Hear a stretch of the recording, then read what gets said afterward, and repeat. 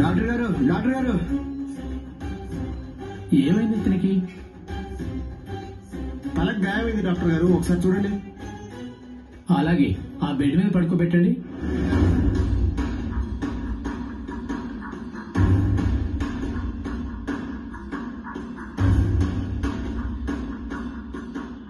దెబ్బ గట్టిగానే తగిలింది. ఎట్లా తగిలింది? అది మాకు తెలియదు డాక్టర్ గారు. కనీసం ఇతను ఎవరో తెలుసా మీకు? అది కూడా మాకు తెలియదు. అడవి దగ్గర దెబ్బలతో సురవ తప్పి పడిపోయి ఉన్నాడు. అక్కడే అలాగే ఉంటే చచ్చిపోతాడు అనుకుని మేము ఇక్కడికి తీసుకొచ్చాము. ఇదేదో పోలీస్ కేసు అయ్యేలా ఉందయ్యా. పాపం చచ్చిపోతాడేమో సార్. ముందు ట్రీట్మెంట్ చేయండి సార్, అవన్నీ తర్వాత చూసుకుందాం సార్. సరే, మీరు బయటకెళ్ళి కూర్చోండి. అలాగే సార్.